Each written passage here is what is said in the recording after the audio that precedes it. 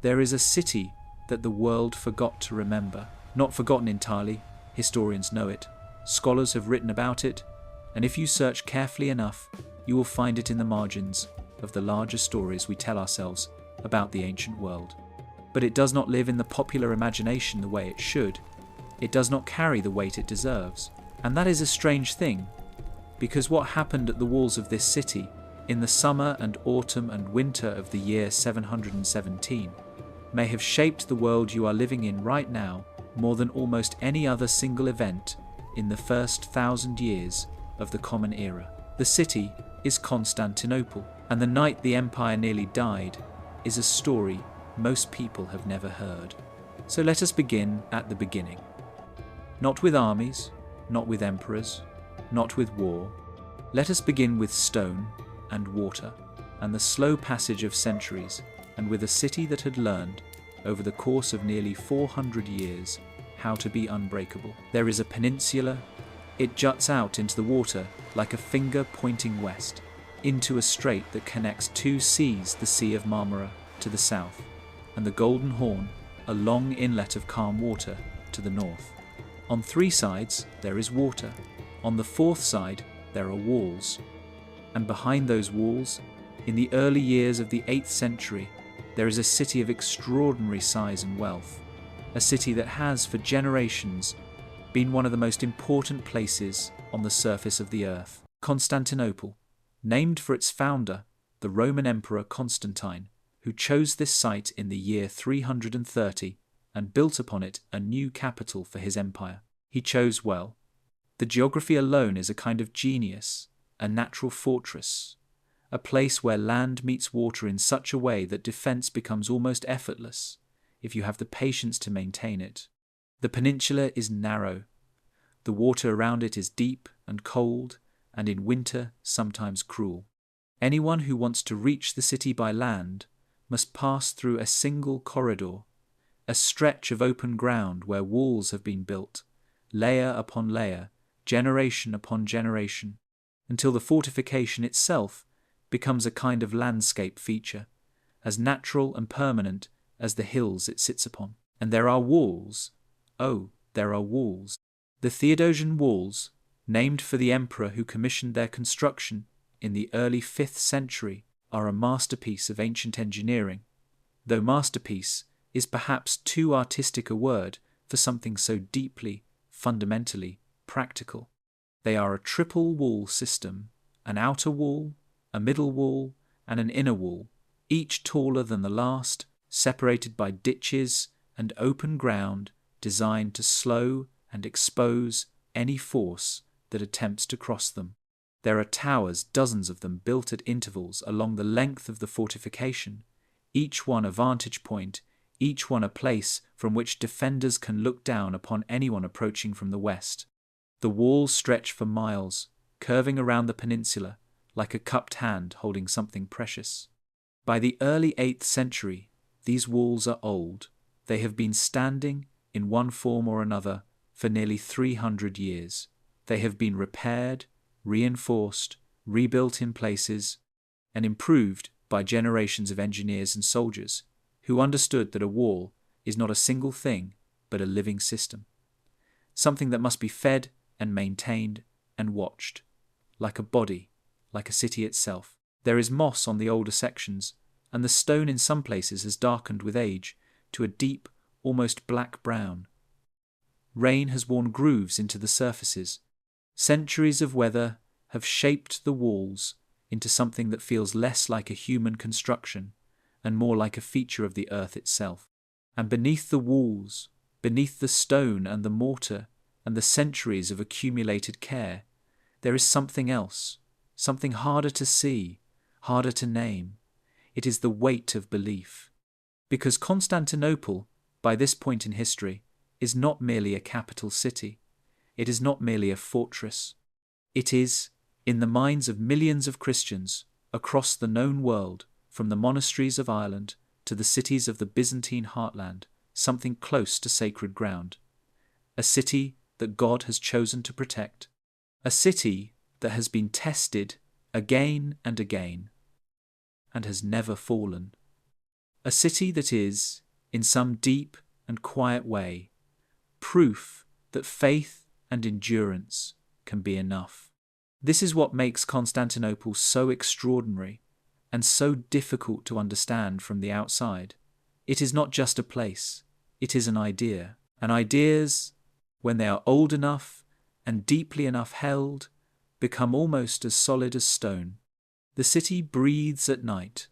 That is the only way to describe it.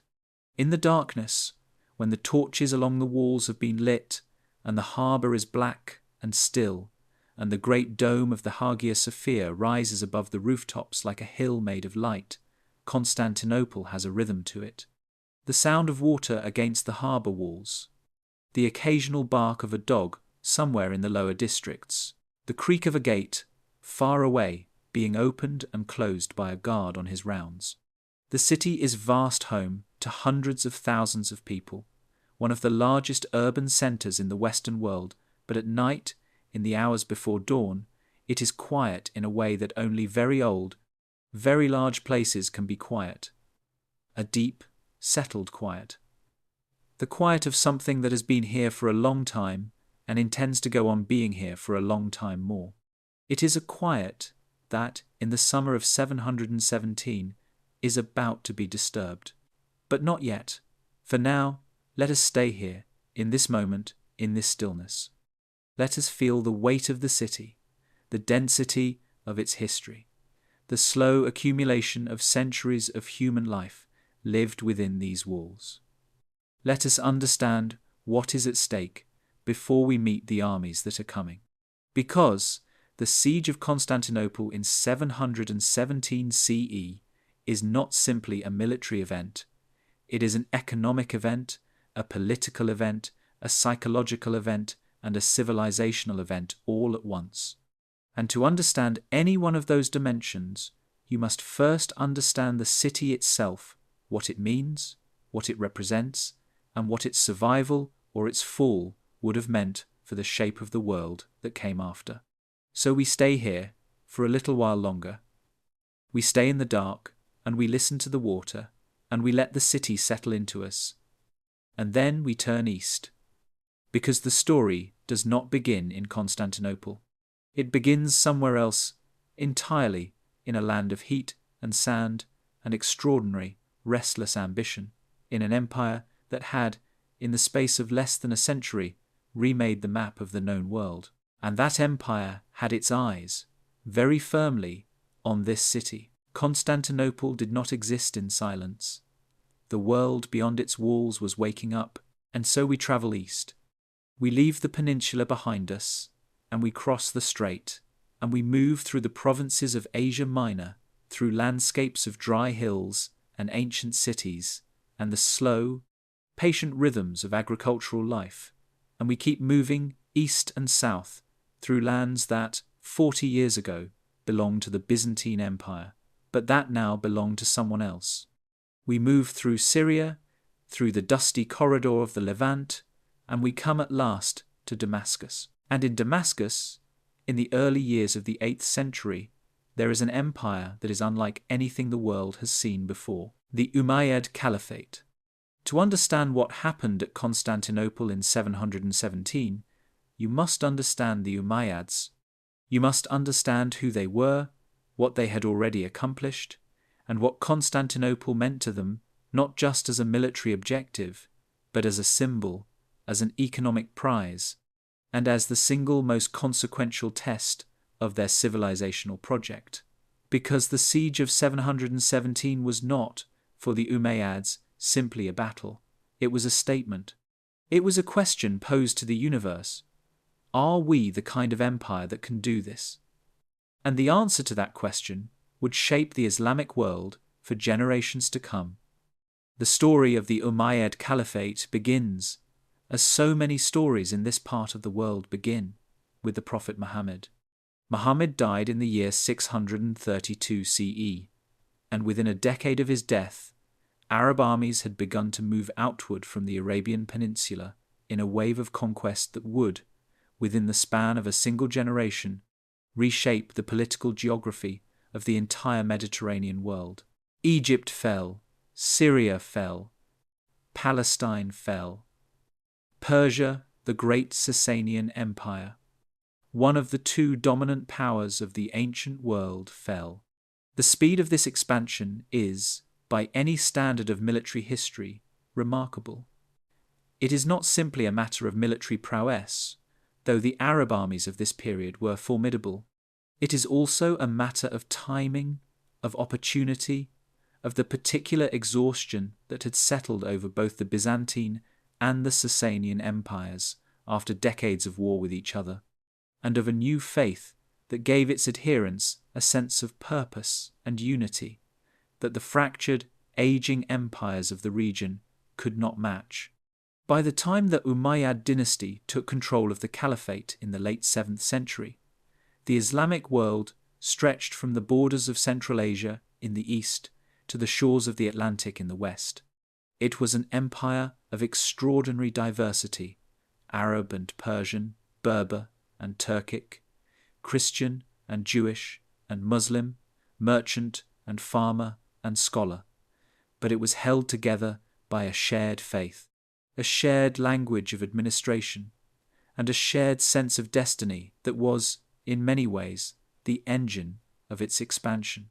And the Umayyads, specifically, were the architects of this expansion's most ambitious phase. They were not, in the main, theologians or mystics. They were administrators, politicians, military strategists. They built roads and aqueducts and mosques. They developed a sophisticated bureaucracy. They created a tax system that funded their armies and their infrastructure. They were, in short, empire builders in the most practical and deliberate sense of the word, and they understood, perhaps better than any dynasty before or after them, that an empire's greatness is measured not only by what it has already conquered, but by what it is still reaching for. And what the Umayyads were reaching for in the early 8th century was Constantinople. The city had been a target before.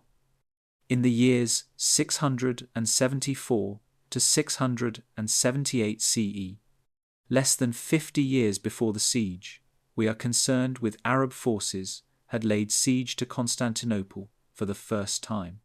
That siege had failed. It had failed because of the city's natural defences, because of Byzantine naval superiority in the waters around the peninsula, and because of a weapon so extraordinary, so closely guarded, and so poorly understood by the Arab forces that it had, in effect, decided the outcome of the entire campaign. We will come to that weapon in time. For now, the important thing is this: the first Arab siege of Constantinople had failed, and the failure had not diminished the city's importance in the Umayyad imagination. If anything, it had increased it. Constantinople had become, in the minds of Umayyad strategists and theologians alike, the city that refused to fall, the obstacle that defined the limits of the caliphate's power, and for an empire that had, until that point, seemed almost unstoppable, the existence of a single city that could not be taken was a problem not just military, but psychological, spiritual, and economic. Psychologically, the failure at Constantinople in 674 had been a blow to Umayyad prestige. An empire that cannot take the city it most visibly desires begins, slowly, to question the nature of its own power. This is a pattern that repeats itself throughout military history, the way a single, high-profile failure can erode the confidence of an entire civilization, the way a symbolic defeat can do more damage than 100 quiet setbacks. The Umayyads were aware of this. Their leadership understood that the caliphate's self-image was, in some ways, as important as its territory, and that self-image was, in 717, bound up with Constantinople in a way that made the city almost impossible to ignore. Spiritually, the siege carried weight that went beyond strategy. In the Islamic tradition of this period, the conquest of Constantinople was spoken of as an event that carried theological significance, a moment that had been foretold, that was understood as part of a larger divine plan. This does not mean that every Umayyad soldier who marched toward the city in 717 was motivated by mystical conviction.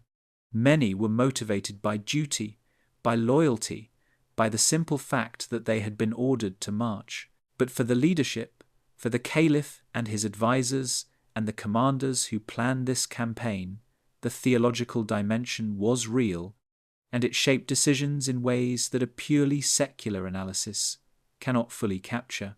Economically, Constantinople was a prize of almost incalculable value. The city sat at the junction of two of the most important trade routes in the ancient world, the route between the Black Sea and the Mediterranean, and the route between the Silk Road and the markets of Europe. Its harbours were among the busiest in the known world. Its wealth, the gold in its treasuries, the silk in its markets, the grain that flowed through its ports was, by the standards of the 8th century, extraordinary. To control Constantinople was not simply to control a city. It was to control the economic heartbeat of an entire region.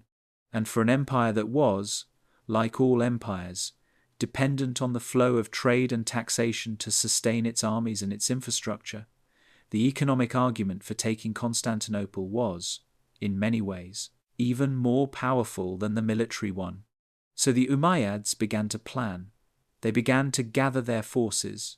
They began, slowly and methodically, to prepare for the most ambitious military operation the Islamic world had ever attempted. And they did so with an awareness shared by every general and every caliph who has ever planned a war, that what they were about to do would either define their civilization or diminish it.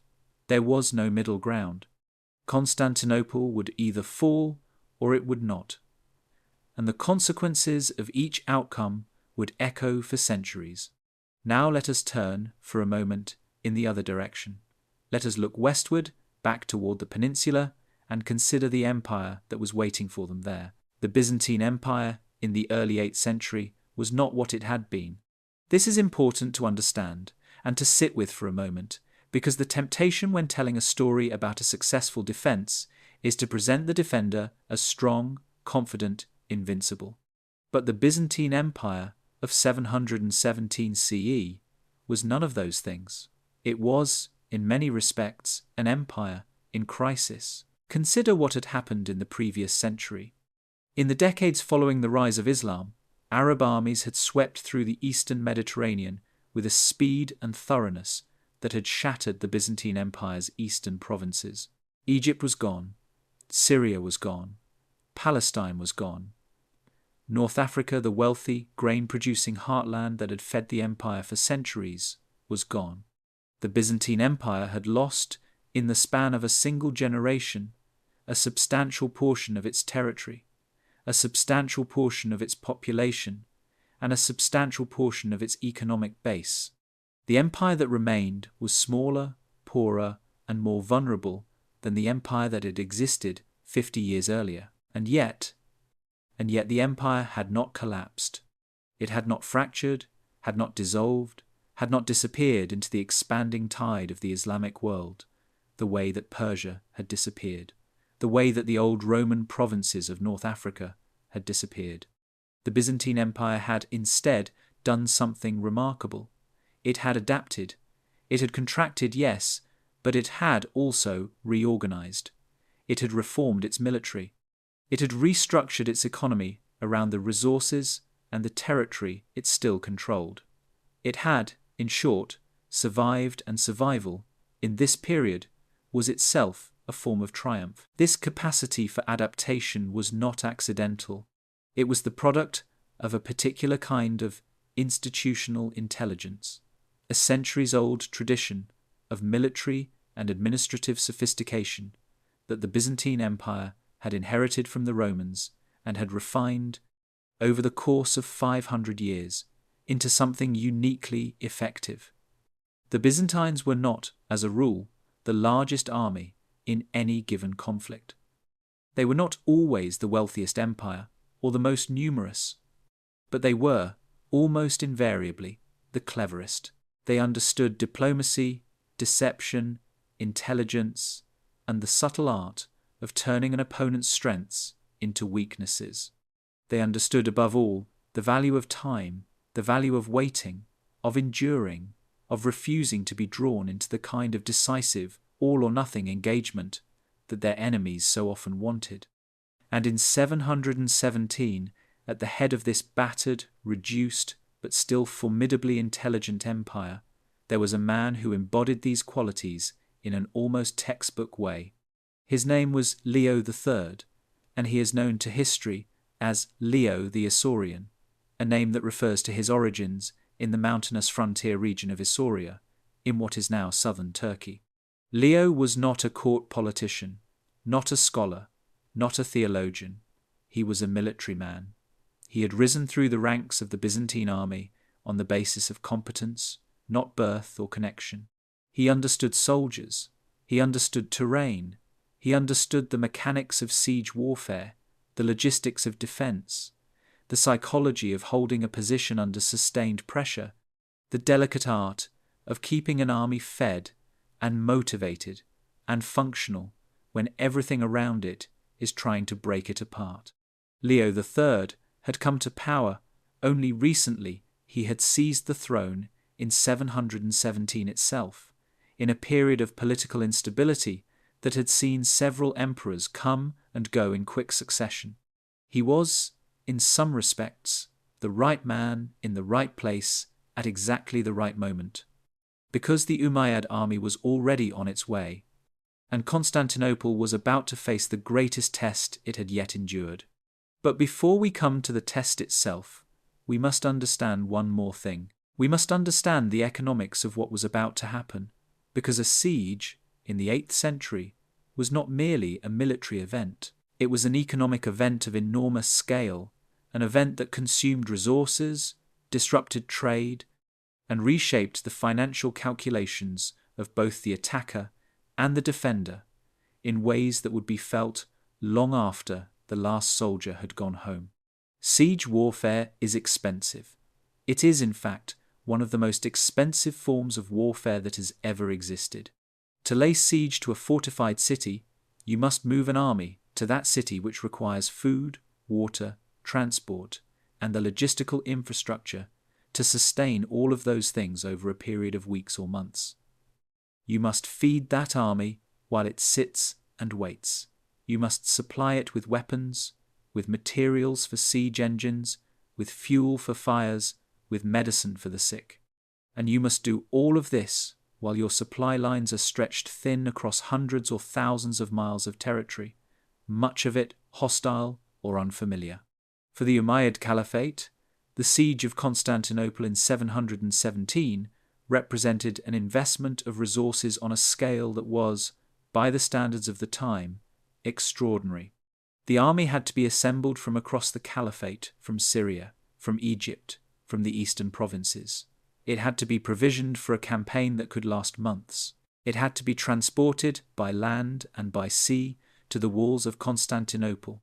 The naval component alone, the fleet that was assembled to blockade the Sea of Marmara and cut the city off from resupply, represented a significant expenditure of timber, labour, and expertise. The total cost of the campaign, in terms of grain consumed, lives invested, and economic activity disrupted along the supply routes, was, by any reasonable estimate, enormous. This is not simply a matter of historical trivia. It matters because it shapes the strategic calculus on both sides. For the Umayyads, the siege was not a gamble they could afford to lose lightly. Every day that the siege continued without success was a day that resources were being consumed, that soldiers were being fed, that the Caliphate's treasury was being drawn down. The pressure to succeed was not only military and theological, it was economic. And for the Byzantines, the calculus was reversed, but no less stark. Constantinople's wealth, its harbours, its markets, its role as a node in the great trade networks of the ancient world was both what made it worth defending and what made it vulnerable. If the city fell, the economic consequences would ripple outward across the entire Byzantine Empire and beyond, trade routes would be disrupted, tax revenues would vanish. The economic foundations upon which Byzantine military power rested would be, in a single stroke, destroyed. The stakes, in other words, were not simply the fate of a city, they were the fate of an economic system. And the men who were about to fight over those walls understood this, even if they did not always articulate it in those terms. Two empires, then, two faiths, two visions of what the world should look like and what it could become. And now, in the late summer of 717, one of them was moving west. The armies were gathering. The ships were being launched, the supply lines were being laid, and the walls of Constantinople were about to learn something new about themselves, something about the weight of what was coming, and about the question that the coming weeks would force them to answer. Could they hold? The armies were gathering, and it was time to watch them come. To understand how a war begins, you must first understand how an army is made. An army, in the 8th century, is not a thing that simply appears. It does not materialize out of thin air at the gates of a city, ready to fight. It is assembled over weeks and months from 1,000 different places and 1,000 different lives. It is fed, clothed, armed, organized, and moved across vast distances of land and sea. It is, in short, a logistical achievement before it is a military one. And the Umayyad army that gathered in the summer of 717 CE, the army that would lay siege to Constantinople, was one of the most impressive logistical achievements the Islamic world had yet attempted. The exact size of the force is a matter of some debate among historians, and we should be honest about that uncertainty. Ancient sources on both sides have a tendency to inflate numbers, to make armies sound larger and more terrifying than they actually were. The Byzantine chronicler Theophanes, who is our primary source for much of what we know about this siege, gives figures that, if taken at face value, would suggest an army of extraordinary size, perhaps 100,000 soldiers, perhaps more. The truth is likely somewhat smaller, but it does not matter enormously, because even at the lower end of reasonable estimates, the Umayyad force that gathered before Constantinople in 717 was vast. It was one of the largest armies the Islamic world had ever assembled. It included infantry, cavalry, engineers, and sailors. It included soldiers from across the Caliphate, Arabs from the heartland, Persians from the eastern provinces, Berbers from North Africa, and others besides. It was, in its diversity and its scale, a testament to the organizational capacity of the Umayyad state. The army was commanded by Maslama ibn Abd al-Malik, a son of the former caliph, Abd al-Malik, and a man of significant military experience. Maslama was not an unknown quantity. He had led campaigns before. He understood the mechanics of siege warfare, the importance of supply, the psychology of holding an army together over long periods of sustained operation. He was, by the standards of his time, a competent and experienced general, and he had been given, by the Caliph and by the broader Umayyad leadership, a mandate that was as clear as it was ambitious. Take Constantinople. The march to Constantinople was itself a significant undertaking. The army assembled in stages, gathering soldiers and supplies as it moved westward through the provinces of the Caliphate, through Syria, through the territories of Asia Minor, through the landscapes of the eastern Mediterranean that had, within living memory, been part of the Byzantine Empire. The march took weeks. It required coordination, provisioning, and the constant management of the 1,000 small problems that arise when you are trying to move a very large number of human beings across a very large distance. There were rivers to cross, terrain to navigate, weather to contend with. There were soldiers who fell ill along the way, supply wagons that broke down, horses that went lame. The mundane, grinding reality of moving an army across the ancient world. And, alongside the army, moving in parallel, but by a very different route, was the fleet. The naval component of the siege was critical to the Umayyad strategy, and it is important to understand why. Constantinople's greatest natural advantage was not its walls, magnificent as they were. It was its access to water. The city sat on a peninsula surrounded on three sides by sea, and it drew upon that sea for everything, for food, for trade, for communication, and for the movement of supplies. As long as Constantinople could receive ships in its harbours, it could be resupplied. It could be fed. It could endure a siege of almost any length, because the sea would continue to bring it what it needed, no matter how many soldiers camped outside its walls. The Umayyads understood this, and so they assembled a fleet, a significant naval force, composed of ships built and crewed across the eastern Mediterranean, and sent it into the Sea of Marmara, with the explicit aim of blockading the city. If the fleet could control the waters around the peninsula, if it could prevent Byzantine ships from reaching Constantinople's harbours, then the city's greatest advantage would be neutralized.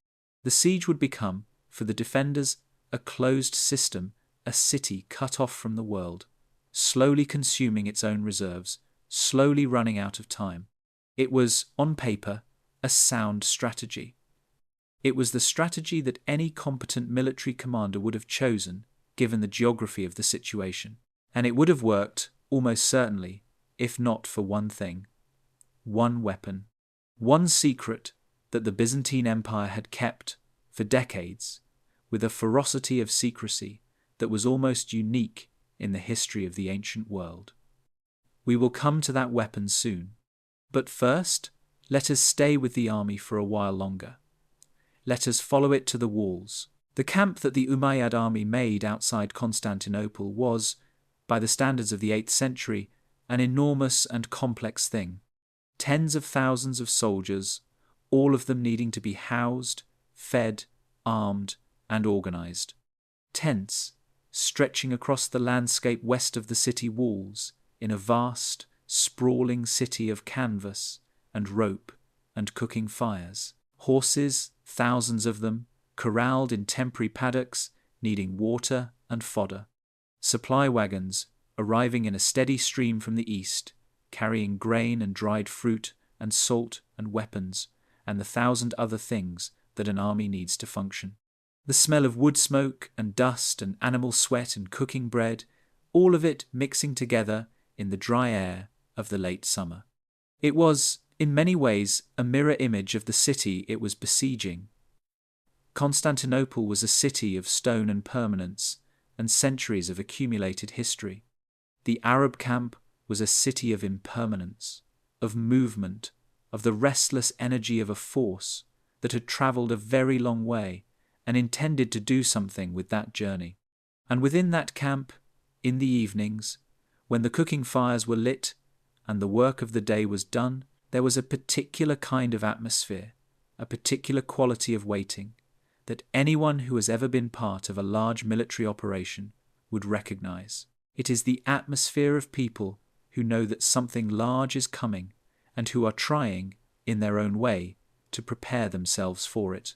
Some of them prayed.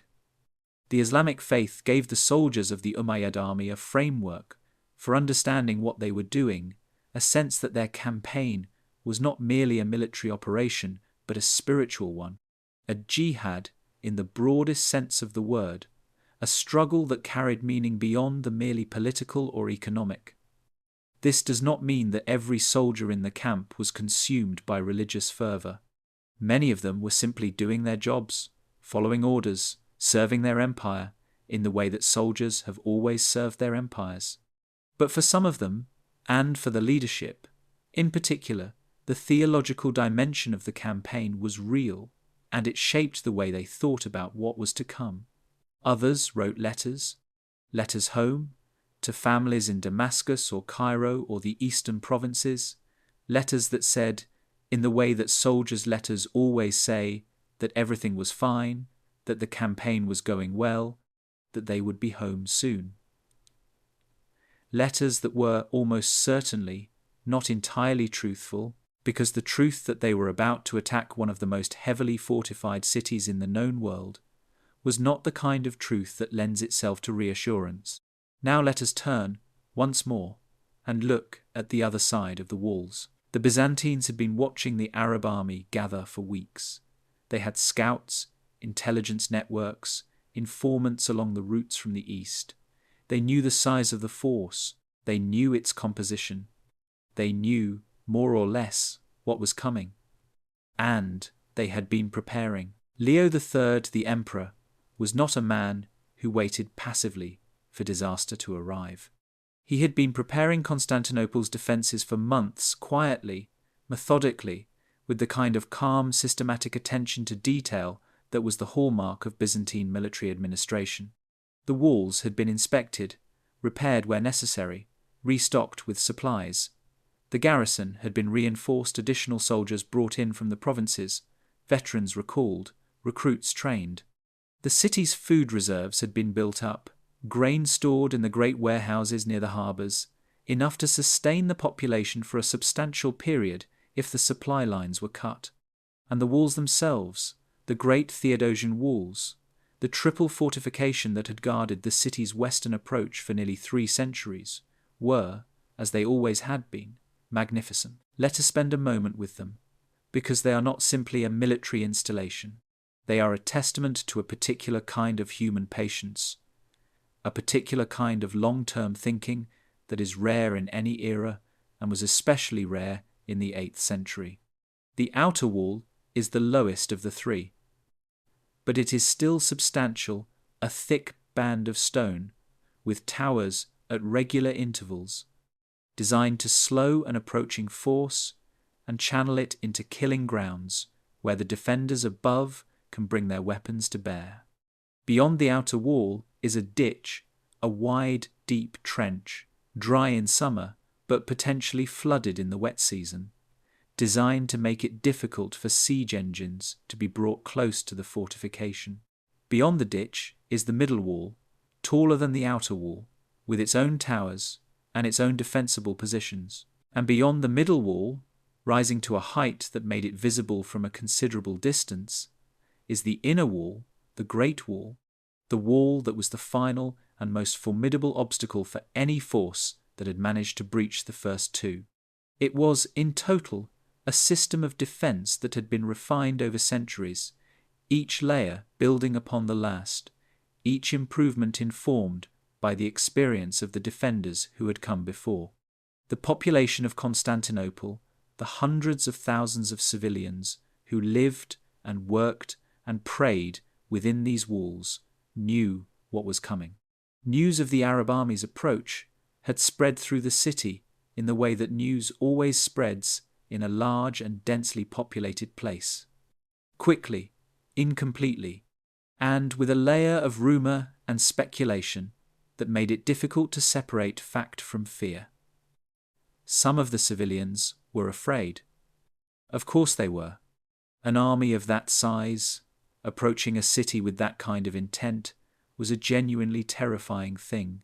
But there was something else, too, beneath the fear, something harder to name, but no less real.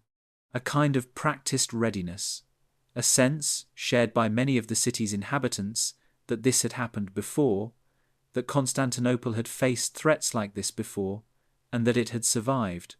This is a psychological phenomenon that historians and psychologists have studied extensively in the context of besieged populations. When a community has a history of surviving threats, when that survival is part of its collective identity, part of the story it tells itself about who it is and what it is capable of, the psychological impact of a new threat is different from what it would be for a community that has never been tested.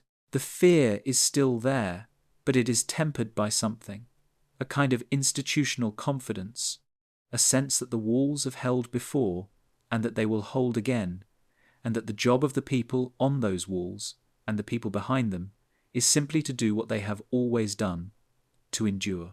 This sense of collective endurance was, for Byzantine Constantinople, deeply intertwined with its religious identity.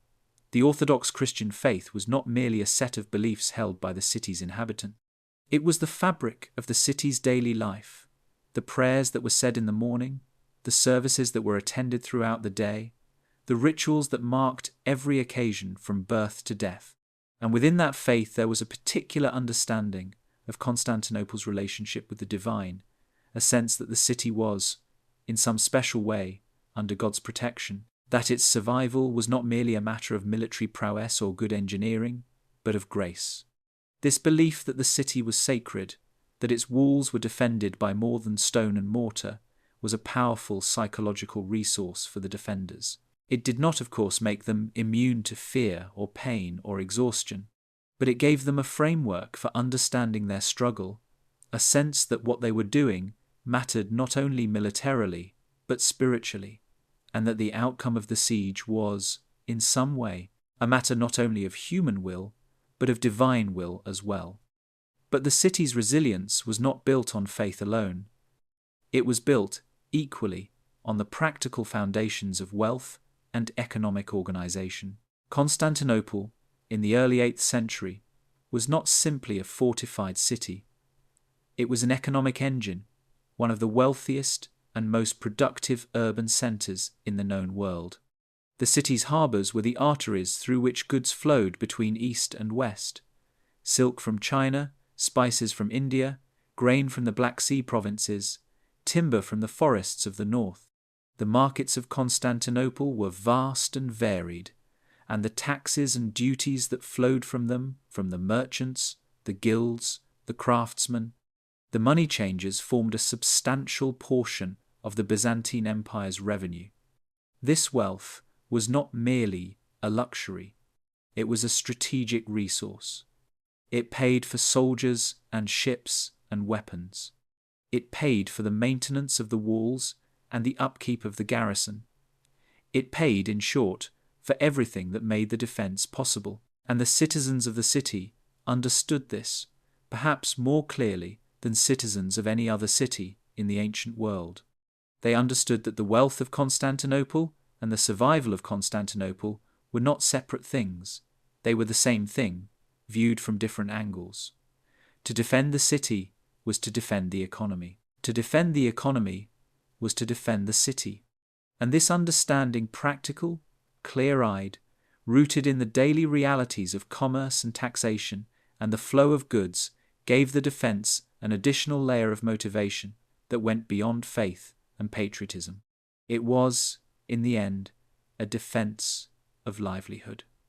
A defence of the system that sustained not only the empire, but the daily lives of everyone within the walls. And now, before we come to the siege itself, we must speak of something that the Byzantine Empire had been keeping secret for decades, something that had helped to decide the outcome of the first Arab siege of Constantinople 40 years earlier, and something that would play a decisive role in the events of 717. It is a weapon so extraordinary, so unusual, and so closely guarded that its exact nature remains a matter of scholarly debate to this day. It is called Greek fire. The name is not, strictly speaking, accurate. It was not invented by the Greeks, but by a Syrian refugee named Callinicos, who fled to Constantinople in the 7th century and brought with him knowledge of an incendiary substance that was unlike anything the Byzantine Empire had ever seen. The exact composition of Greek fire is one of the great mysteries of the ancient world. We do not know, with certainty, what it was made of. Historians have proposed various theories that it was a form of petroleum, a mixture of naphtha and quicklime, a crude form of napalm. The truth is that we do not know, because the Byzantines guarded the secret of its composition with an almost paranoid intensity. It was known only to the emperor and to a small circle of trusted specialists. It was never shared with allies. It was never written down in any document that might fall into enemy hands. It was, in the language of modern security, a state secret of the highest order. What we do know is what it did. And what it did was extraordinary. Greek fire burned on water. This is the crucial fact, the fact that made it so terrifying to naval forces. It could be projected from the prow of a Byzantine ship launched, in effect, like a weapon onto the surface of the sea, where it would continue to burn with an intensity that could not be extinguished by water alone. Wooden ships that came into contact with Greek fire did not simply catch fire. They burned rapidly, intensely, and almost completely. The effect in a naval engagement was catastrophic for the defending fleet's enemy. A single Byzantine fireship, laden with Greek fire and sent toward an enemy fleet, could destroy multiple enemy vessels in a matter of minutes. The psychological impact was almost as significant as the physical one. Sailors who had seen Greek fire at work, who had watched ships burst into flame and burn down to the waterline in minutes, carried that image with them for the rest of their lives. It was, in the parlance of modern warfare, a weapon of terror as much as a weapon of destruction. And for the Arab navy that was assembling in the Sea of Marmara in the summer of 717, the knowledge that the Byzantines possessed this weapon was, itself, a form of pressure, a weight on the mind that accompanied every calculation, every decision, every movement of the fleet. Now, the two armies are in place. The Arab force is camped outside the western walls. The Byzantine garrison is on the walls, watching. The Arab fleet is in the waters of the Sea of Marmara, waiting. The Byzantine navy is ready, somewhere in the harbours of the Golden Horn, with its fireships and its closely guarded secret. And there is a pause. This is one of the strangest and most difficult things to convey about siege warfare, the pause before the fighting begins. It is not a comfortable pause. It is not a pause filled with confidence or ease. It is a pause filled with waiting, and with the particular kind of dread that comes from knowing that something terrible is very close, but not yet here. The two armies sit across from each other, separated by the open ground before the walls, and they watch each other. Soldiers on the Byzantine walls look down at the Arab camp, at the rows of tents and the cooking fires and the horses and the thousands of men moving through the landscape below them. Soldiers in the Arab camp look up at the walls, at the towers and the stone and the small figures of the defenders, silhouetted against the sky. They can see each other. They know what is coming. And for a few days, perhaps a week, perhaps longer, nothing happens. What goes on in the minds of men in that space, in that gap between the preparation and the violence, is something that psychology has begun, only in recent centuries, to understand. There is fear, of course. Fear of death, fear of pain, fear of the unknown. There is anxiety, a particular grinding anxiety that comes from not knowing exactly when the thing you are dreading is going to begin. There is, for some, a kind of numbness, a psychological shutdown that the mind initiates when the emotional load becomes too heavy to carry consciously. And there is, for others, a strange kind of calm, a settling, a sense that the waiting is, in its own way, the hardest part, and that once the fighting begins, the mind will simply do what it needs to do. On both sides of the wall, men prayed. Muslim soldiers in the Arab camp prayed toward Mecca, asking God for strength, for courage, for victory. Orthodox Christian soldiers on the Byzantine walls prayed toward the east, toward the holy cities of their faith, asking for the same things. Two faiths, two sets of prayers, directed at the same sky from opposite sides of a wall. There is something in that image, something quiet and strange and deeply human that is worth sitting with for a moment.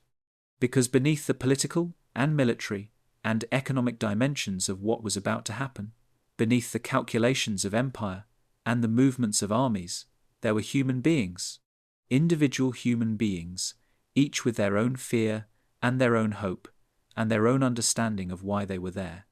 And in the days before the siege began, in the silence between the gathering and the fighting, those individual human beings were, in their own ways, trying to make peace with what was coming. The Byzantines, too, had a particular awareness of history in this moment. They knew, or believed they knew, that they had survived the first Arab siege 40 years earlier. They knew that the walls had held, that the fire ships had worked, that the city had endured, and this knowledge was, for many of them, a source of quiet confidence. Not arrogance. The army outside the walls was too large, too serious, too well organized for arrogance to be a reasonable response. But confidence, a sense that this city had faced this kind of test before and had passed it, and that there was no reason, no compelling reason to believe that this time would be different. The Arabs, for their part, knew the same history. They knew about the first siege. They knew it had failed, and they had come prepared, or so they believed, to make this time different. They had a larger army. They had a fleet. They had a strategy designed to address the specific vulnerabilities that had led to the failure of 674. They had learned, or so they hoped, from the mistakes of their predecessors. Both sides, in other words, were carrying the weight of the past into the present. Both sides were making calculations based not only on the immediate situation, but on what had happened before, on the lessons they believed they had drawn from history, on the stories they told themselves about who they were and what they were capable of. This is how human beings make decisions under pressure, not in a vacuum, not from first principles, but from the accumulated weight of experience and expectation and belief. And in the summer of 717, on both sides of the walls of Constantinople, that accumulated weight was about to be tested, and then the waiting ended. The siege began. And for the next weeks, the walls of Constantinople would hold the shape of the world in their hands. The first assault came in the way that first assaults in siege warfare so often come, not with a single, decisive blow, but with a pressure, a sustained, methodical application of force against the outermost defences of the city, designed not to break through immediately, but to test, to probe, to find the weak points, if there were any, and to begin the slow, grinding process of wearing down the defenders' resolve. The Arab infantry moved toward the outer wall. They came in waves not all at once, which would have been wasteful and chaotic, but in organized groups, each one pressing against a section of the fortification, each one drawing fire from the defenders above. Arrows flew, stones were hurled from the towers. The defenders on the walls, soldiers who had trained for this, who had prepared for this, who had spent weeks or months standing on these stones waiting for exactly this moment, responded with a discipline and a coordination that reflected centuries of accumulated knowledge about how to defend a fortified position. The outer wall held. This was not surprising. The outer wall had held against attacks before. It was designed to hold, to absorb the initial force of an assault, and to redirect it, to channel the attacking forces into positions where they could be most effectively engaged by the defenders on the higher walls behind it. The real test of the Theodosian wall system was not whether the outer wall could hold a single assault. It was whether the entire system, all three walls, all the towers, all the ditches, and the open ground between them, could hold a sustained campaign. And that was a question that could not be answered in a single day or a single week. But while the fighting was happening on land, something else was happening on the water. And this, in many ways, was where the true shape of the siege was being decided. The Arab fleet had moved into the Sea of Marmara as planned. Its mission was to blockade the city, to establish control over the waters around the peninsula, and to prevent any Byzantine ships from reaching Constantinople's harbours. If the blockade held, the city would be cut off. Its vast wealth and its access to the trade routes of the Mediterranean would become meaningless, because the sea that had always been its lifeline would become, instead, a wall. The fleet was large. It was well crewed. It was, by the standards of the Islamic world in the 8th century, an impressive naval force. And for a time, for a few days, perhaps a little longer, it seemed to be working. The Arab ships spread across the waters of the strait, forming a barrier between Constantinople and the open sea. The blockade tightened. The city began to feel the pressure, not immediately, not acutely, but as a slow constriction, a gradual awareness that the world beyond the walls was, for the moment, becoming unreachable. And then the Byzantines answered. The answer came in the form of fire ships. A fire ship is, in concept, a simple thing. It is a vessel, usually an older, smaller ship, one that is no longer fit for regular service, that is filled with combustible material and set ablaze, and then sent, under sail or under current, toward an enemy fleet. The idea is that the burning ship will drift into the enemy formation and set fire to the ships around it, spreading the flames from vessel to vessel until the entire fleet is engulfed. Fire ships had been used in warfare before the 8th century. They were not a Byzantine invention. But what the Byzantines had done, in this case, was add something to the fire ships that made them something else entirely. They had loaded them with Greek fire. The effect, when the Byzantine fire ships reached the Arab fleet, was not gradual. It was not a slow spread of flame from one ship to the next, the way that a conventional fire ship attack might proceed. It was sudden, and it was total. The Greek fire ignited on contact with the Arab vessels, and it burned with an intensity and a speed that the Arab sailors had not encountered before, had not prepared for, and could not, in the moment, respond to effectively. Ships that were touched by the flame did not simply catch fire. They burned, rapidly, intensely, completely. The heat was extraordinary. The light, at night, was visible from a great distance, a sudden, violent brightness on the dark water of the strait, like something being torn open in the fabric of the night. We do not know exactly how many ships were destroyed in this first engagement. The sources are fragmentary, and the numbers they give are difficult to evaluate. But we know this. The impact was significant. The Arab blockade did not collapse entirely, not yet, but it was damaged, it was weakened. The confidence that had attended its establishment was shaken. And the Arab commanders, watching from their ships as the fire ships came toward them, watching as their vessels burned and their sailors scrambled to escape, understood something important. They understood that the Byzantines had a weapon that they did not have an answer to, and that this weapon, as long as it continued to function, would make it very difficult to control the waters around Constantinople. This was, in military terms, a strategic shift. Not a decisive one, not yet, but a shift nonetheless. The naval blockade had been the keystone of the Umayyad strategy, the plan within the plan that was supposed to neutralize Constantinople's greatest advantage. And that keystone had just been struck hard and had begun to crack. But the siege was far from over. The Arab army was still on the ground, still pressing against the walls. The blockade was damaged, but not destroyed. And the Umayyad commanders Maslama and his generals were not men who gave up easily. They had come too far, invested too much, and staked too much of their reputation and their caliphate's prestige on this campaign to retreat because of a setback, however significant. So they adjusted. They continued the assault on the land walls. They continued to press the blockade, even as it weakened, even as the fire ships continued to take their toll.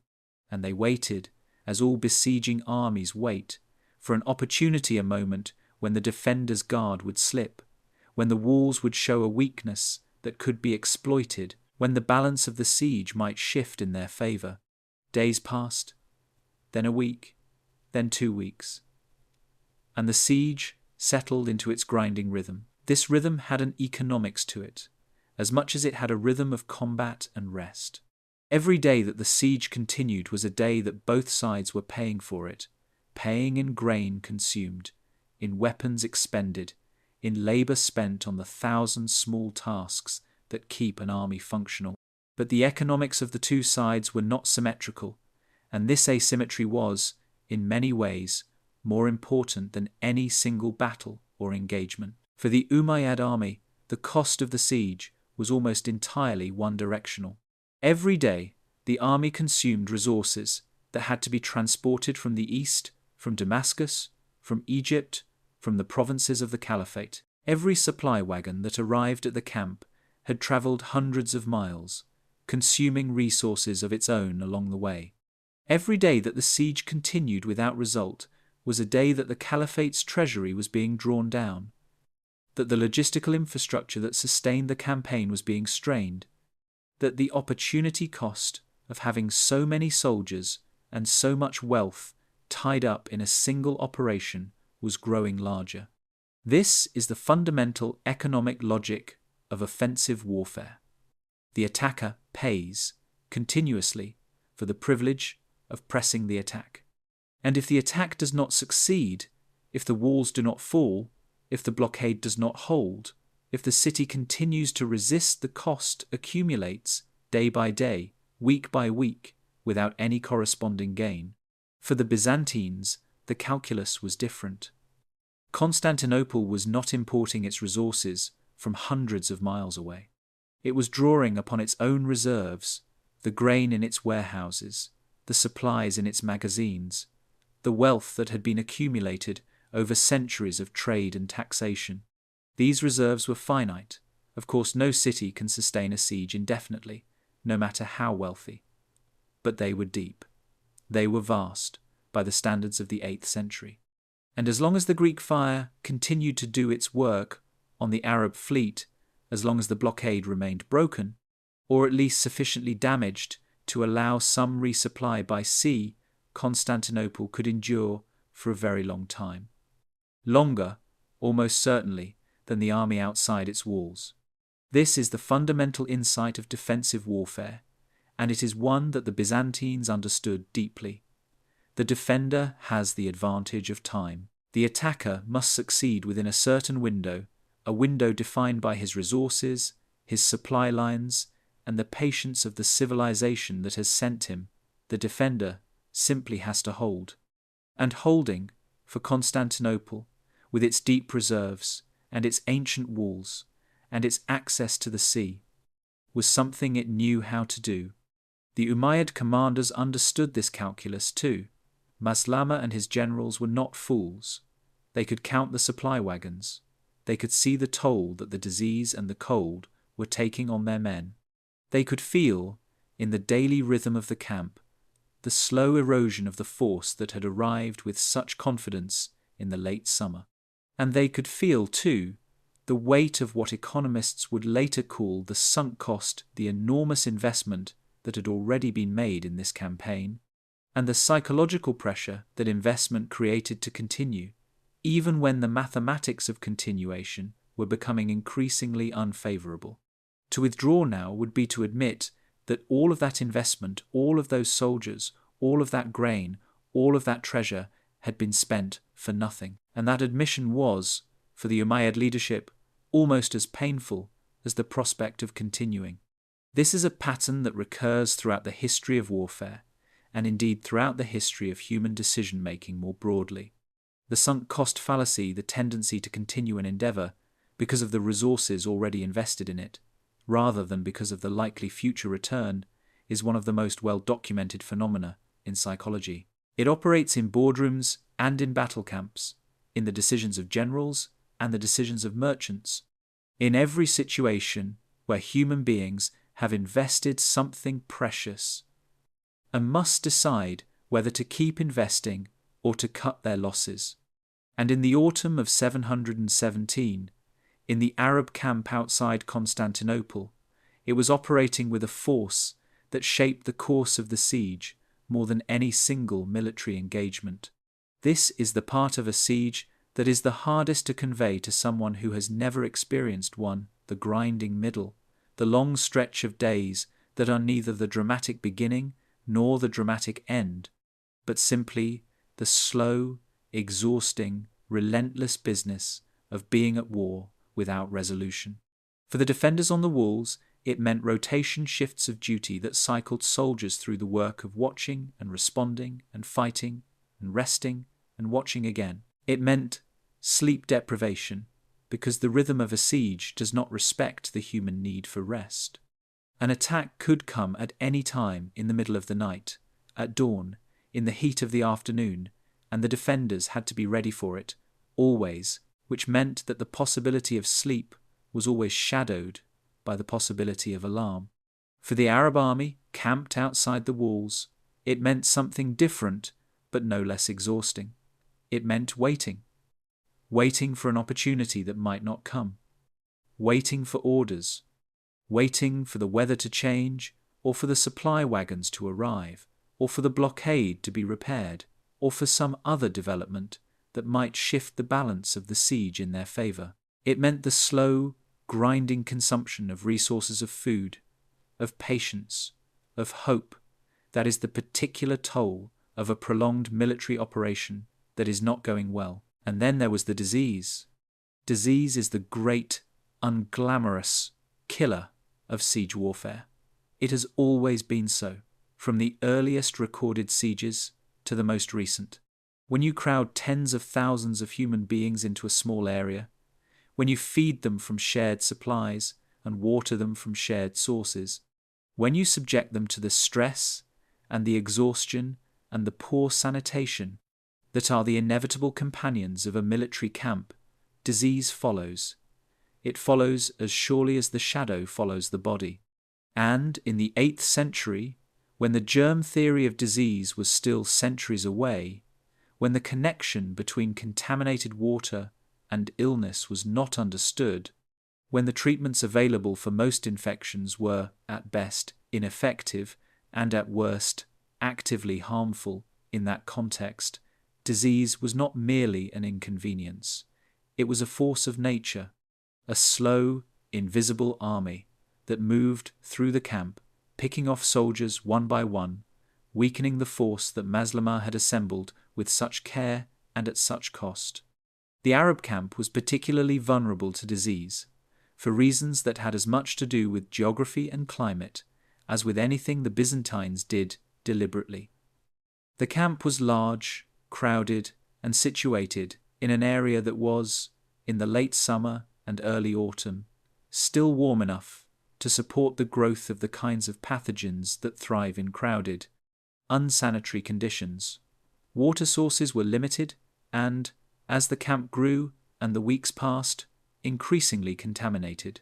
The soldiers, many of whom had come from the arid landscapes of the eastern Mediterranean and the Middle East, were in an unfamiliar climate, exposed to diseases to which they had no natural immunity. The toll was slow at first, and then it was not slow at all. Dysentery, fevers, infections of wounds that, in a healthier camp, might have healed. The numbers of sick soldiers grew day by day, week by week, and the army that had arrived at the walls of Constantinople in the late summer began, almost imperceptibly at first, to shrink. The Byzantines, on the other hand, had the advantage of familiarity. They knew the climate, they knew the water sources, they knew, from centuries of experience, how to organize a garrison in a way that minimized the spread of illness, or at least how to do so better than an army that had traveled hundreds of miles to reach a place it had never been before. The defenders were not immune to disease, of course. People on the walls got sick too. But the city behind them, Constantinople, with its population and its resources and its centuries of accumulated knowledge about how to sustain a large number of people in a confined space, provided a kind of buffer that the Arab camp, for all its size and organization, simply did not have. Disease, in other words, was not a neutral force in the siege of 717. It was, in effect, a weapon, not one that either side wielded deliberately, though the Byzantines understood, at least intuitively, that a prolonged siege in unfavourable conditions would take a greater toll on the attackers than on the defenders. It was a weapon of time and circumstance. And as the weeks passed, and the autumn deepened, and the weather began to change, it became one of the most significant forces shaping the outcome of the campaign. The weather itself was another such force. The siege had begun in the late summer, when the days were still long and warm, and the landscape around Constantinople was dry and golden. But as September gave way to October, and October to November, the climate of the region, which is Mediterranean in character but with a continental edge, with cold winters and sometimes brutal winds, began to assert itself. The temperatures dropped. The rains came. The winds, which in summer had been gentle and warm, became cold and sharp, blowing in from the north across the Black Sea and cutting through the Arab camp like a blade. For the soldiers of the Umayyad army, many of whom had grown up in the heat of Syria and Egypt and the eastern Mediterranean, this cold was a shock. It was not the kind of cold that can be endured simply by putting on an extra layer of clothing or building a bigger fire. It was the kind of cold that gets into the body, that chills the muscles, that makes the hands numb and the joints stiff, that saps the energy and the will in a way that is slow and insidious. It was, for an army that had not been adequately prepared for it, a kind of siege in itself. The Byzantine defenders, by contrast, knew this cold. They had lived through dozens of winters on this peninsula, had learned how to dress for it, how to eat for it, how to organize their bodies and their routines in a way that minimized its impact. The walls themselves provided a measure of shelter. The stone absorbed and radiated heat, and the towers and the interior spaces of the fortification offered protection from the worst of the wind. The defenders were cold, yes, but they were cold in a way that they understood, in a way that their bodies had adapted to, in a way that did not surprise or overwhelm them. The climate, like the disease, was a weapon of asymmetry. It hit the attackers harder than it hit the defenders. And as the weeks of the siege stretched on, and the cold deepened, and the Arab army continued to shrink from disease, from desertion, from the simple attrition of being in an unfavourable place for too long, the balance of the siege was shifting. Slowly but perceptibly, shifting in favour of the city. Through all of this, Leo III was present. Not in the way that some emperors are present at a distance, issuing orders from a comfortable palace, insulated from the reality of what is happening at the front. Leo was there, on the walls, in the command posts, in the places where decisions were being made. He was visible to the soldiers. He was, in the language of military psychology, a leadership presence, a figure whose physical proximity to the danger communicated something that no speech or proclamation could have communicated as effectively. He was saying, with his body and his position, that this mattered, that he was here, that the city was worth defending, and that he, personally, was willing to stand on the walls and defend it alongside the soldiers who did so every day. This kind of leadership, visible, present, physically committed to the outcome, is one of the most powerful forces in the psychology of military operations. It has been documented again and again across the history of warfare as a factor that sustains morale, that keeps troops fighting when every other consideration might suggest retreat. Caesar at Alesia, walking the lines in person. Churchill, visiting the bombed streets of London during the Blitz. The pattern is consistent. When a leader shows up, when he places himself in proximity to the danger, the people around him fight harder, hold longer, endure more. Leo III understood this perhaps intuitively, perhaps from the experience of his military career, and he acted on it. The weeks passed. The assault continued in its grinding, rhythmic way. The walls held. The fire ships continued their work on the water. The disease continued its work in the camp. The cold continued its work in the bodies of soldiers who had not been prepared for it. And somewhere in the back of the minds of the Umayyad commanders, somewhere beneath the calculations and the strategies and the tactical adjustments, a question was beginning to form. A question that siege commanders have asked themselves throughout the history of warfare when a campaign has gone on longer than expected and the resources have begun to run thin. The question was this: how long can we stay here? And what happens if we cannot take this city before the answer to that question becomes uncomfortable. But there was one more thing, one more factor coming from an unexpected direction that would play a role in the final shape of the siege. And it came not from the east, not from the direction of the Caliphate and its armies, but from the northwest, from the lands of the Bulgars. The Bulgarian Khan of this period, a figure known in the sources as Aspara, or perhaps as a successor or associate of Aspara, the historical record being somewhat ambiguous on this point, had his own reasons for paying close attention to what was happening at Constantinople. The Bulgars were a people who lived in the lands north and west of the city, in the territory that is now Bulgaria. They were not allies of the Byzantines. Exactly the relationship between the two was complex, shifting, sometimes hostile, sometimes cooperative. But they were, in this period, a significant military force in their own right. And they understood, as the Byzantines understood, that an Umayyad victory at Constantinople would have consequences that extended far beyond the walls of a single city. If the Arab army took Constantinople, the entire western flank of the Islamic world's expansion would be open. The Bulgars, who sat between the Caliphate and the rest of Europe, would be exposed. The balance of power in the entire region would shift, and it would shift in a direction that was not favourable to Bulgarian independence or Bulgarian security. So the Bulgars acted. They launched a campaign, a series of raids and attacks against the Arab rear, striking at the supply lines and the logistics of the Umayyad army from the northwest, while the Byzantines held the walls from the east. This was not, in the grand scheme of military history, a decisive intervention.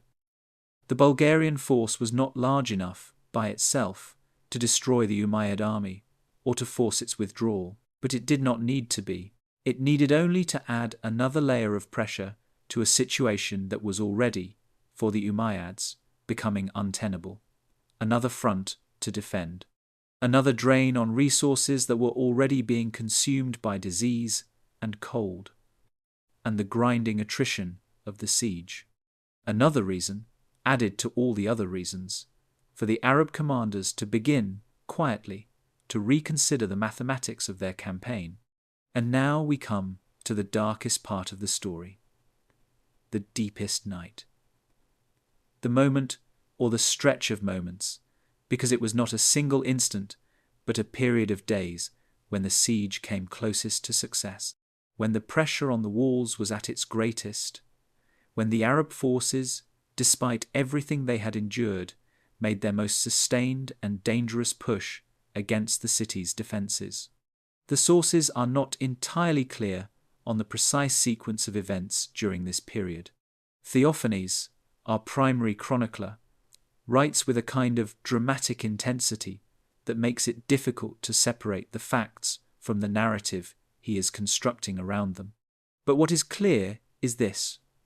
There was a moment, sometime in the later weeks of the siege, when the outcome was genuinely uncertain, when the walls were under a level of pressure that they had not experienced before, when the defenders, exhausted and depleted and battered by weeks of sustained assault, were being tested in a way that tested not only their physical endurance, but their psychological limits.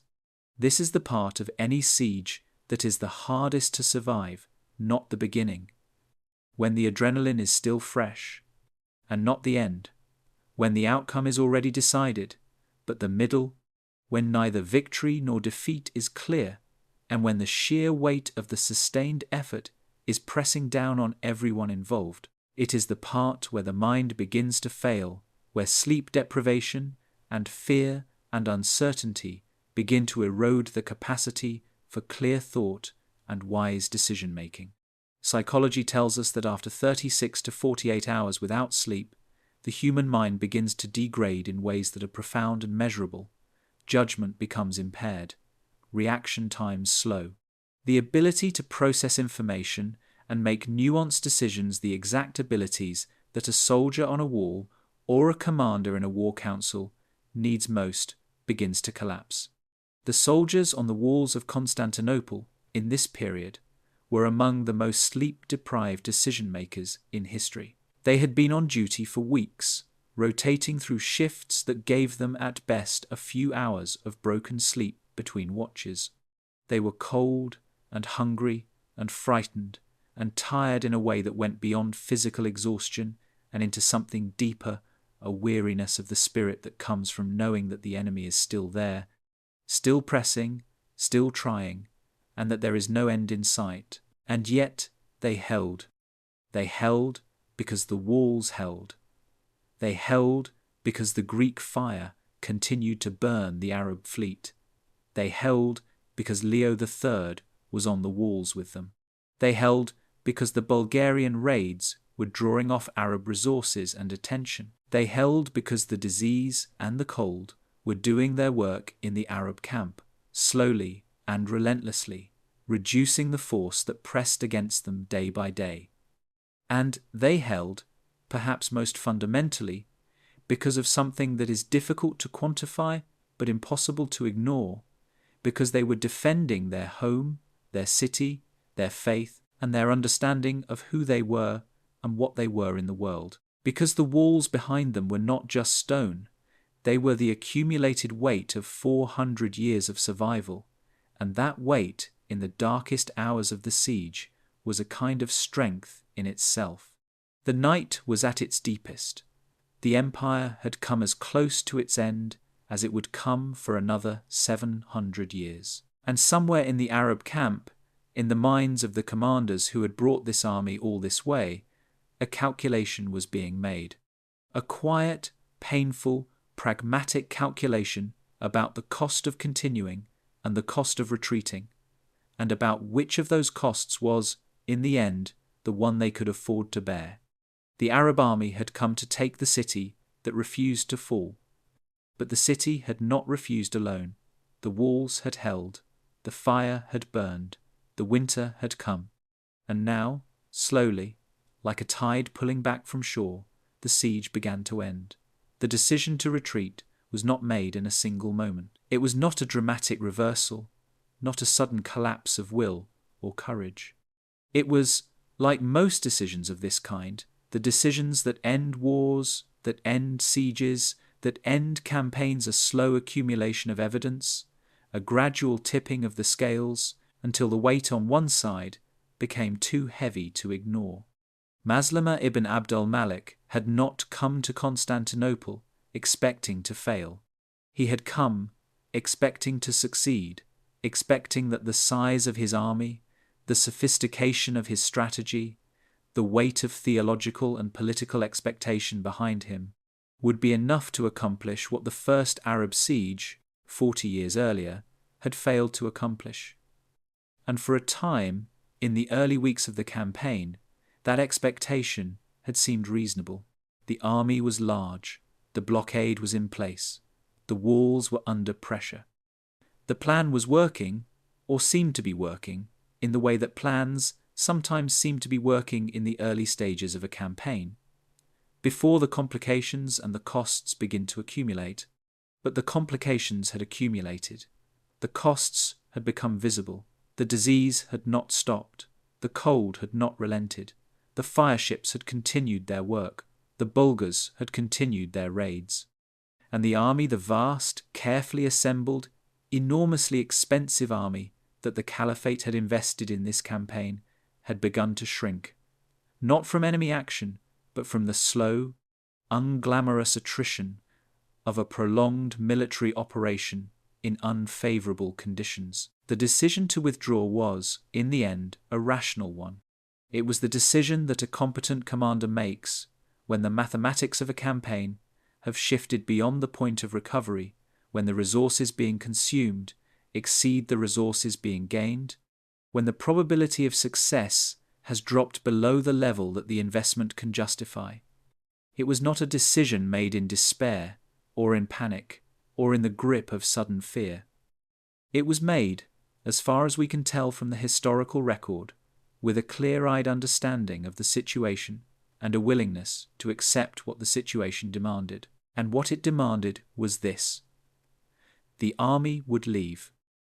It would pack up its camp, gather its supplies, and begin the long march back east, back through Asia Minor, back through the provinces of the Caliphate, back to Damascus and beyond. It would go home. And it would go home without Constantinople. The march back was, in many ways, harder than the march forward had been. The army that left Constantinople in the winter of 717 was not the army that had arrived in the summer. It was smaller. It was weaker. It was diminished by disease and by cold and by the weeks of sustained assault and the toll that those weeks had taken on the bodies and the spirits of the men who had endured them. The soldiers who marched east in those weeks were tired in a way that went beyond physical exhaustion. They were tired of the campaign, tired of the waiting, tired of the cold and the rain and the sickness. They were tired of looking at walls that would not fall. But they marched, because that is what soldiers do in the end. They march. They put one foot in front of the other, and they keep moving. And they do not stop until someone tells them to stop, or until they cannot go any further.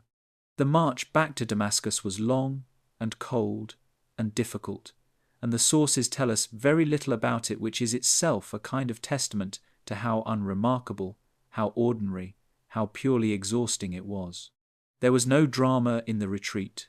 There was simply the road and the cold and the slow passage of days and the gradual, painful process of an army returning to where it had come from, carrying with it the knowledge of what it had tried to do and what it had failed to do.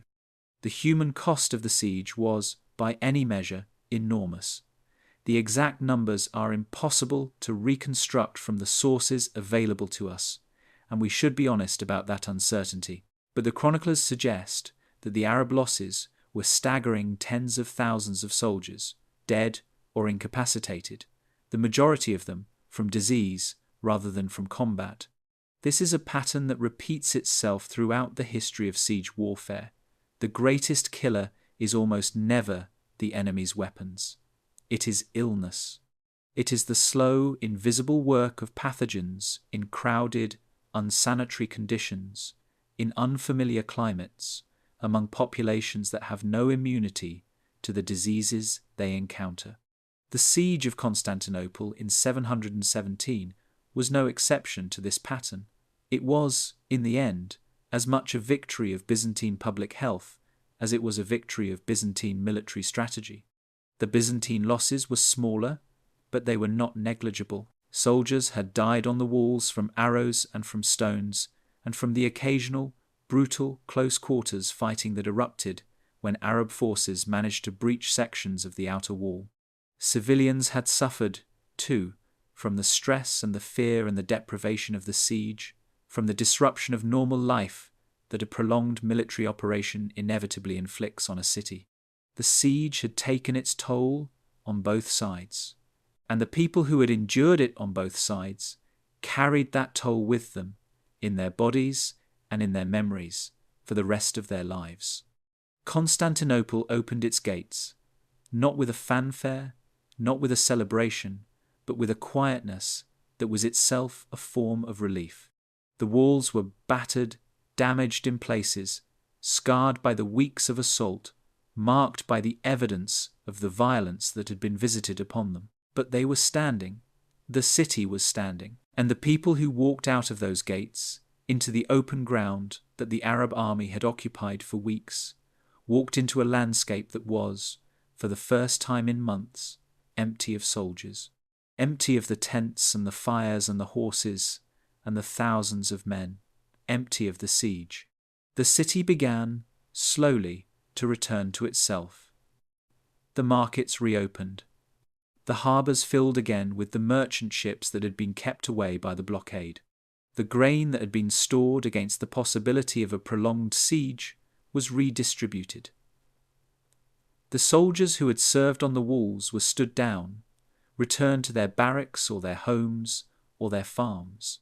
The rhythm of daily life, the rhythm that had been disrupted, not destroyed, but suspended by the weeks of the siege, began, gradually, to reassert itself. Leo III did not celebrate. Or, if he did, the sources do not record it. What the sources do record is that the emperor continued to govern, continued to administer, continued to make the decisions, that the Byzantine Empire required of its leader. The siege of 717 had been by any measure one of the most consequential military events in Byzantine history. It had secured the empire's survival at a moment when that survival was genuinely in doubt. It had established Leo III as a leader of rare competence and courage. It had, in a very real sense, bought the empire time to recover, to reorganize, to rebuild its strength for the challenges that would come in the years and decades ahead. But Leo knew, as any intelligent leader knows, that a single victory, however significant, does not end a war. The Umayyad Caliphate was still there, still powerful, still interested in the territories and the cities that the Byzantine Empire controlled. The conflict between the two empires would continue for years, and in some forms for centuries. The siege of 717 had not ended the war.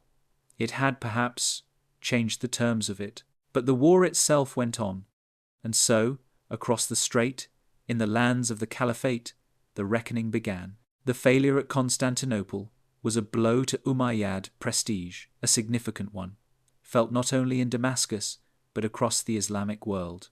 The Caliphate had invested enormously in this campaign, in soldiers, in ships, in supplies, in the political capital that comes from staking a leader's reputation on a single outcome. And the outcome had not come. The city had not fallen. The investment had not paid off. And the Umayyad leadership, Caliph Umar II, and his advisors, and the generals who had planned and executed the campaign, had to face the consequences of that failure. This is a moment that repeats itself again and again in the history of empires. The moment when a leader or a civilization has placed its hopes and its identity on a single objective, and that objective has not been achieved. It is a moment of reckoning, of reassessment, of painful self-examination. It does not always lead to collapse. Sometimes it leads to adaptation, to a recalculation of priorities, to a new understanding of what is possible and what is not. But it is always uncomfortable. It is always, in some sense, a confrontation with the limits of power. For the Umayyads, the failure at Constantinople was, in historical retrospect, one of the first signs that the era of rapid, almost miraculous Islamic expansion was beginning, very gradually, to slow. The Caliphate did not collapse after 717. It continued to exist, continued to govern, continued to produce scholars and artists and administrators and soldiers.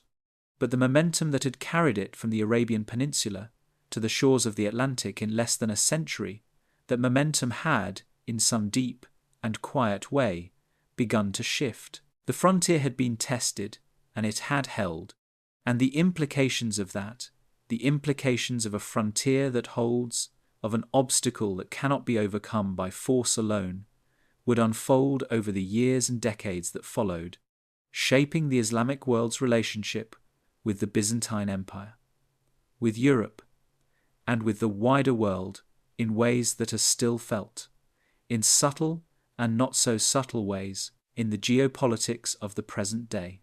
The walls stood, the city endured, but history does not end at the end of a siege. It continues quietly, slowly, in the decisions that come after, in the lessons that are drawn and the adjustments that are made, and the long, patient process by which civilizations absorb the shock of what has happened to them and begin, again, to move forward.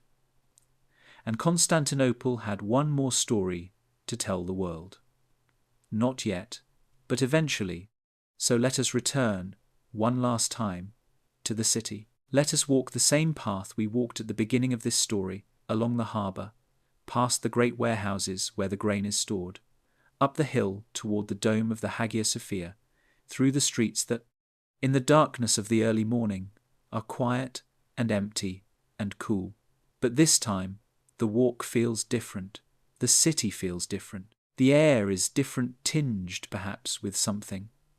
The memory of smoke, The echo of the sounds that filled the nights of the siege, the shouts and the crash of stone, and the hiss of fire on water still present in the silence, the way that a sound continues to ring in the ear after the instrument that produced it has gone quiet.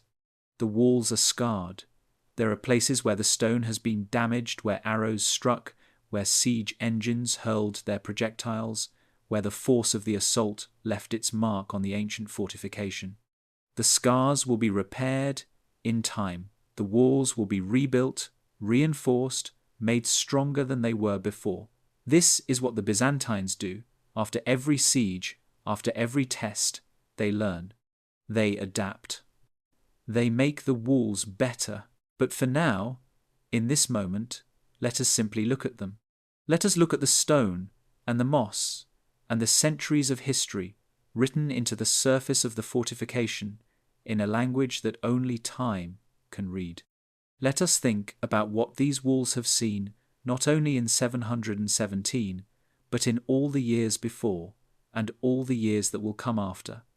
Let us think about what it means for a place to endure, to stand, generation after generation, against the pressures that the world brings to bear upon it, to absorb the force of history, and to remain, somehow, standing.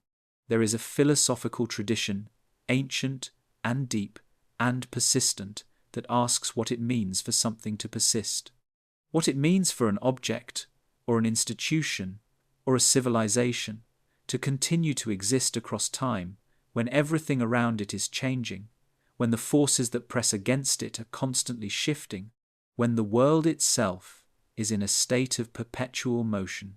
The Greek philosophers asked this question.